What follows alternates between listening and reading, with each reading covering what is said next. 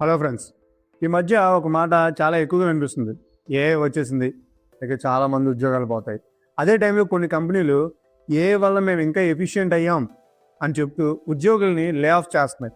కానీ ఇక్కడ అసలు ప్రశ్న ఏంటంటే, మనుషుల్ని తీసేస్తున్న ఆ కంపెనీలు నిజంగా సక్సెస్ అయ్యాయా? లేదా తర్వాత వాళ్ళకే సమస్యలు మొదలయ్యాయా? ఇలా అన్ని విషయాలు ఈ వీడియోలో క్లియర్గా మాట్లాడుకుందాం. వీడియో స్కిప్ చేయకుండా చివరి వరకు చూడండి. మనం ఉన్న ఈ పోటీ ప్రపంచంలో ఏఐ గెలుస్తుందా లేదా హ్యూమన్స్ గెలుస్తారా అని ఒక చిన్న ప్రెడిక్షన్ కూడా చేద్దాం.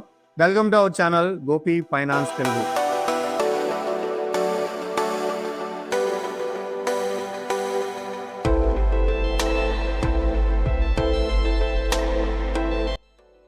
ఈ వీడియో కేవలం ఏఐ మంచిది లేదా ఏఐ చెడ్డది అని కాదండి.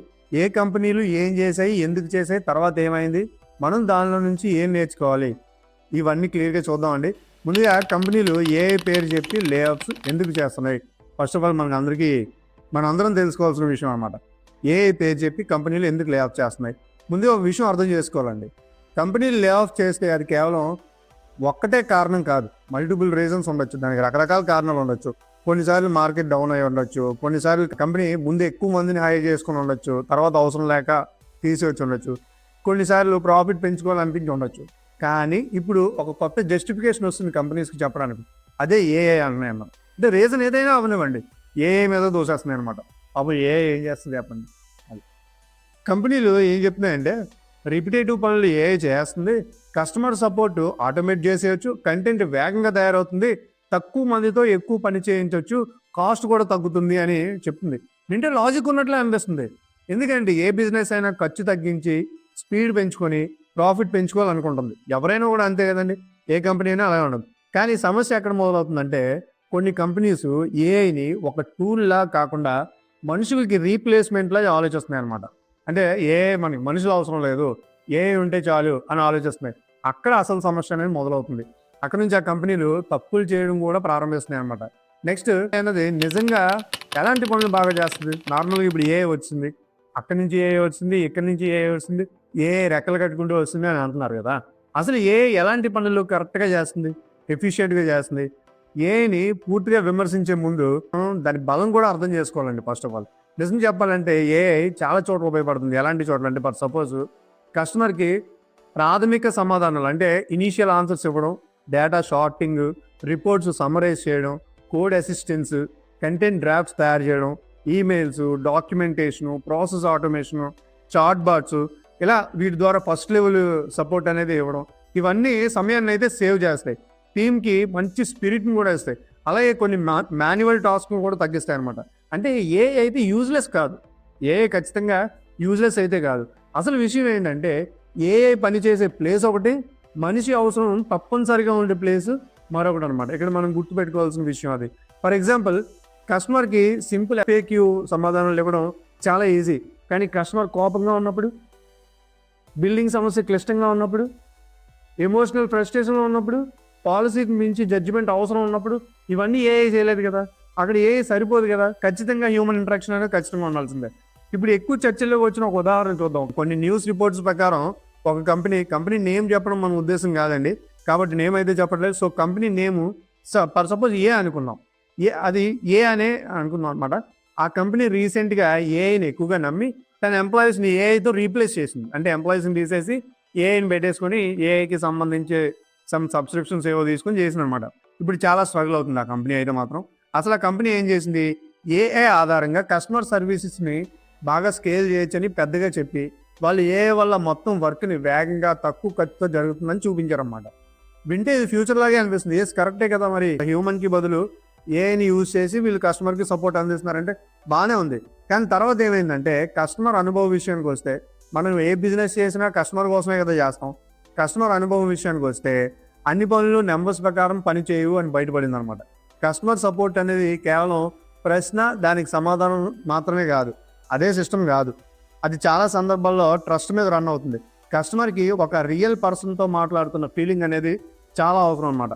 కొన్ని సందర్భాల్లో కంపెనీలు గ్రహించిన విషయం ఏంటంటే, ఏఐతో ఫస్ట్ లెవెల్ పని చేయించవచ్చు, కానీ మొత్తం సపోర్టు దాని మీద నడపాలని ప్రయత్నిస్తే సర్వీస్ క్వాలిటీలో గ్యాప్స్ అయితే కనిపిస్తుంది. దీంతో ఏమవుతుంది, కస్టమర్ ఫ్రస్ట్రేషన్ పెరుగుతుంది, ఇష్యూ రిజల్యూషన్ స్లో అవుతుంది, కాంప్లెక్స్ ప్రాబ్లమ్స్ ఎస్కలేట్ అవుతాయి, బ్రాండ్ మీద నెగిటివ్ ఇంప్రెషన్ అనేది పెరిగిపోతుంది అనమాట. అంటే కాస్ట్ సేవ్ చేయాలనుకుని మనుషులు తగ్గించారు ఆ కంపెనీ ఏదైతే ఉందో అలా వాళ్ళు, కానీ చివరికి సర్వీస్ క్వాలిటీ అనేది సమస్యగా మారిందన్నమాట. ఇక్కడ మనం నేర్చుకోవాల్సింది ఒకటేనండి, కాస్ట్ తగ్గించడం ఒకటే మ్యాట్రిక్ కాదు, కస్టమర్ నమ్మకం కూడా ఒక మ్యాట్రిక్. ఇక్కడ ఆ కంపెనీ ఆ తప్పే చేసింది, దానివల్ల ప్రాబ్లంలో పడింది అనమాట. ఇక్కడ ఇంకో ఎగ్జాంపుల్ తీసుకుందాం, ఇది ఒక ఎగ్జాంపుల్ అయింది కదా, ఇంకో ఎగ్జాంపుల్ తీసుకుందాం. సమ్ బి అనే కంపెనీ అనుకుందాం. ఇక్కడ ప్రాబ్లం ఏఐతో కాదు, కమ్యూనికేషన్తో ప్రాబ్లం అనమాట. అసలు కమ్యూనికేషన్తో ప్రాబ్లం ఏంటి, ఎలా వచ్చిందని చూస్తే డిఎన్ఏ కంపెనీ ఏఐని అగ్రెసివ్గా ఎంబాస్ చేసింది. వాళ్ళు ఆటోమేషన్ ఏఐ ఫస్ట్ అప్రోచ్ వైపు వెళ్ళారు, అంతా బాగానే ఉంది, కాంట్రాక్ట్లను కూడా తగ్గించిన వార్తలు వచ్చాయి. ఇక్కడ ముఖ్యమైన విషయం ఏంటంటే ప్రజలు ఒక కంపెనీ ఏఐ వాడుతుంది అని మాత్రమే రియాక్ట్ అవ్వరు, మనుషుల్ని రీప్లేస్ చేస్తున్నాం అనే ఫీలింగ్ వస్తే అసలు ప్రాబ్లం అక్కడ మొదలైపోతుంది అనమాట.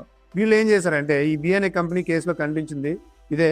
సాధారణంగా ప్రజలు ఎలా ఆలోచిస్తారంటే ఇది క్వాలిటీ కోసం చేస్తున్నారా లేదా కేవలం కాస్ట్ కటింగ్ కోసం చేస్తున్నారా. వీళ్ళు ప్రచారం చేసేటప్పుడు ఏం చేస్తున్నారంటే మేము మనుషులతో కాకుండా ఏఐతో మొత్తం పని చేపిస్తున్నాం అని చెప్పారు. ఆటోమేటిక్గా మనుషులు ఎలా ఆలోచిస్తారు, ఇది క్వాలిటీ కోసం చేస్తున్నారా లేదా కాస్ట్ కటింగ్ కోసం చేస్తున్నారా, ఆలోచిస్తారు కదా కస్టమర్స్ అనేవి.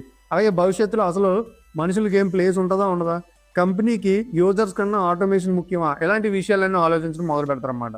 సో ఇక్కడ కమ్యూనికేషన్ ప్రాబ్లం వచ్చింది. ఇలాంటి పర్సెప్షన్ చాలా డేంజరస్, ఎందుకంటే బ్రాండ్కి డ్యామేజ్ చాలా సైలెంట్గా మొదలైపోతుంది.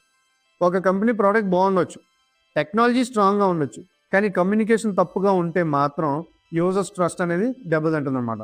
ఇక్కడ లెసన్ ఏంటంటే ఏ వాడడం కంటే దాన్ని ఎలా ఎక్స్ప్లెయిన్ చేస్తున్నాం అనేది ఇంపార్టెంట్. మేము ఏ యూజ్ చేస్తున్నాం అనేది ఒకలా ఉంటుంది, అని మేము ఏ మాత్రమే యూజ్ చేస్తున్నాం అనేది ఒకలా ఉంటుంది అనమాట.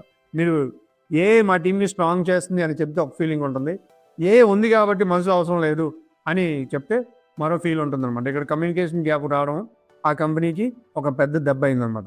ఇక్కడ కొన్ని కంపెనీలు ఎక్కడ తప్పు చేస్తున్నాయి, కొన్ని కంపెనీస్ తప్పు చేస్తున్నాయి అనుకుంటున్నాం కదా ఏఐ యూజ్ చేయడంలో. ఎక్కడ తప్పు చేస్తున్నాయంటే ఫస్ట్ ఆఫ్ ఆల్ ఏఐ లిమిటేషన్స్ని అండర్ ఎస్టిమేట్ చేయడం. ఫస్ట్ ఆఫ్ ఆల్ ఏఐ చాలా స్మార్ట్గా కనిపించినా అది కాంటెక్స్ట్, ఎంపతి, జడ్జిమెంట్, అకౌంటబిలిటీ ఇలా అన్నింటిలో పర్ఫెక్ట్గా హ్యాండిల్ అయితే చేయదు. దానికి అన్ని విషయాలు మనం తెలుసు అనుకుంటాం, కానీ మనుషులకు సంబంధించి కొన్ని భావోద్వేగాలు అనేవి ఉంటాయి కదా, అది ఏఐ ఎలా కనబెడుతుంది, అవ్వదు కదా. హ్యూమన్ వర్క్ని ఈజీగా చూడడం, కంపెనీలు చేసే ఇంకొక చిన్న పొరపాటు ఏంటంటే హ్యూమన్ వర్క్ని ఈజీగా చూడడం. చాలా కంపెనీలు customer support, moderation, editing, review, coordinations లాంటి పనులు చాలా చిన్నగా చూస్తాయి, కానీ ఇవే అసలు బిజినెస్ని నిలబెట్టే ఇన్విజిబుల్ జాబ్స్ అనమాట. సో కంపెనీలు ఈ పొరపాటు కూడా చేస్తున్నాయండి. నెక్స్ట్ షార్ట్ టర్మ్ సేవింగ్స్ మీద ఓవర్ ఫోకస్. ఈ క్వార్టర్ ఎక్స్పెన్సెస్ తగ్గింది, అకౌంట్ తగ్గింది, మార్జిన్స్ బాగున్నాయి, కానీ 6 నెలల తర్వాత కస్టమర్ కంప్లైంట్స్, రీవర్క్, రీహైరింగ్ కాస్ట్ పెరిగితాయి కదా, అవ్వదు కదా.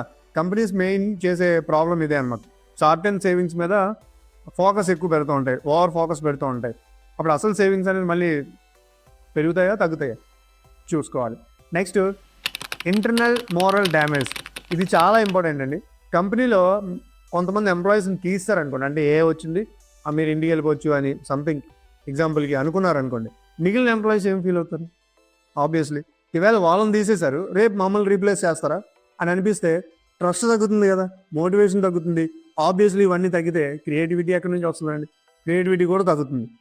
Next brand image impact. ప్రజలు ఇప్పుడు కంపెనీ డెసిషన్ని చాలా క్లోజ్గా అబ్జర్వ్ చేస్తున్నారు. ఒక బ్రాండ్ చాలా కోల్డ్గా, ప్యూర్లీ కాస్ట్ డ్రివెన్గా కనిపిస్తే బ్యాక్ లైస్ అనేది రావచ్చు అనమాట. ఇక ఫైనల్గా ఏ వల్ల జాబ్స్ పోతాయా లేక జాబ్స్ మారుతాయా, ఈ క్వశ్చన్ చాలామంది అడిగే ప్రశ్న ఇదండి. నిజంగా ఏ వల్ల కొన్ని రోల్స్ అయితే తగ్గొచ్చు, అది ఖచ్చితంగా మనం డినే అయితే చేయలేం, యాక్సెప్ట్ చేయాల్సిన విషయం. ప్రత్యేకంగా రిపిటేటివ్, టెంప్లేట్ బేస్డ్, అలాగే ప్రాసెస్ హెవీ పనుల్లో అయితే ఇంపాక్ట్ ఉంటుందండి. కానీ మరోవైపు కొత్త రోల్స్ కూడా వస్తాయి, ఏఐలో కొన్ని రోల్స్ కూడా వస్తాయి అనమాట. ఇప్పుడు లేని జాబ్స్ కొత్తవి క్రియేట్ అవుతాయి ఏఐ వల్ల. అవేంటంటే ఏఐ టూల్స్ని మేనేజ్ చేసేవాళ్ళు, ఏఐ అవుట్పుట్ని వెరిఫై చేసేవాళ్ళు, ప్రాంప్ట్ వర్క్ ఫ్లోస్ డిజైన్ చేసేవాళ్ళు, AI governance, safety, auditing roles, domain experts, plus AI collaboration roles. అంటే ఫ్యూచర్లో పూర్తిగా జాబ్స్ డిసప్పేర్ అనే దానికన్నా జాబ్స్ ట్రాన్స్ఫర్ అవుతాయి అనడం కరెక్ట్ అనమాట ఏఐ వల్ల. కానీ ఇక్కడ ఒక కాషన్ అయితే ఉందండి. ట్రాన్స్ఫర్మేషన్ అంటే అందరికీ ఈజీ కాదు, ఎందుకంటే మారేది జాబ్ టైటిల్ మాత్రమే కాదు, స్కిల్ సెట్ కూడా మారాలి. అందుకే ఎంప్లాయీస్కి కూడా ఇప్పుడు ఒక రియాలిటీ క్లియర్గా తెలుస్తుంది అనమాట. ఏఐని చూసి భయపడటం కంటే దాంతో కలిసి పనిచేయడం నేర్చుకోవాలి. మరి భవిష్యత్తులో గెలిచేది ఏ కంపెనీలు, ఎలాంటి కంపెనీలు? ఎలాంటి కంపెనీలు మనకు గెలిస్తే చూద్దాం. నా అభిప్రాయం ఏంటంటే మనుషుల అవసరం లేదు, ఏ ఒక్కటే ఉంటే చాలు అనుకోవడం తప్పే. అలాగే ఏఐ యూజ్లెస్, మనుషులతో మాత్రమే పని అనుకోవడం కూడా తప్పేనండి. రెండు తప్పే. కానీ గెలిచేది ఎవరు అనేసి అంటే హైబ్రిడ్ మోడల్ని మెయింటైన్ చేసేవాళ్ళు, ఏఐ టూల్స్ని యూజ్ చేసుకుంటూ అటు ఎంప్లాయీస్ని మనుషులు కూడా యూజ్ చేసుకునే కంపెనీలు గెలుస్తాయి అనేది నా అభిప్రాయం అన్నమాట. అంటే ఎలా అంటే స్పీడ్ కోసం ఏఐ వాడండి, జడ్జిమెంట్ కోసం హ్యూమన్స్ని వాడండి, స్కేల్ కోసం ఆటోమేషన్ కోసం ఏఐని వాడండి, ట్రస్ట్ కోసం రియల్ టీమ్స్ కోసం మనుషులనే వాడండి, డ్రాఫ్ట్స్ కోసం ఏఐ వాడండి, ఫైనల్ అకౌంటబిలిటీ కోసం మాత్రం మనుషులనే యూజ్ చేయండి అనేది నా ఒపీనియన్. సో ఈ మోడల్ సస్టైనబుల్గా ఉంటుందని నా అభిప్రాయం అండి. ఏ కంపెనీ ఈ బ్యాలెన్స్ని అర్థం చేసుకుంటుందో అది లాంగ్ టర్మ్ బలంగా ఉంటుంది. మనం ఈ మొత్తం డిస్కషన్ని సింపుల్గా చెప్తే ఏఐ ఒక పవర్ టూల్, కానీ అది మ్యాజిక్ రీప్లేస్మెంట్ అయితే కాదు. కొన్ని కంపెనీలు ఏఐని ఓవర్ హైప్ చేసి లే ఆఫ్ చేసి తర్వాత customer experience, public backlash, internal ట్రస్ట్ని ఇష్యూని ఫేస్ చేస్తున్నాయి. అంటే అసలు ప్రాబ్లం ఏఐ కాదు, రాంగ్ మేనేజ్మెంట్ డెసిషన్ ప్రాబ్లం అనమాట. ఏఐని సరైన చోట వాడితే కంపెనీకి హెల్ప్ అవుతుంది, తప్పు ఎక్స్పెక్టేషన్స్తో వాడితే స్ట్రగుల్ మొదలవుతుంది. ఇక్కడ ఎంప్లాయీస్ అండ్ కంపెనీస్ తెలుసుకోవాల్సింది ఏంటంటే ఏఐ టూల్స్ నేర్చుకోండి, మీ పని వాల్యూ ఎక్కడుందో అర్థం చేసుకోండి, మీరు రీప్లేస్ కాకుండా మీరు మోర్ వాల్యుబుల్ అయ్యేలా ప్లాన్ చేయండి. అలాగే కంపెనీస్ ఏం నేర్చుకోవాలి అంటే కాస్ట్ కటింగ్ అలోన్ స్ట్రాటజీ అయితే కాదు, హ్యూమన్ జడ్జిమెంట్ ఇంపార్టెన్స్ అయితే తగ్గదు. కస్టమర్ ట్రస్ట్ కంటే పెద్ద అసెట్ అనేది కంపెనీకి లేదు అని మనం ఆలోచించాల్సి ఉంటుంది.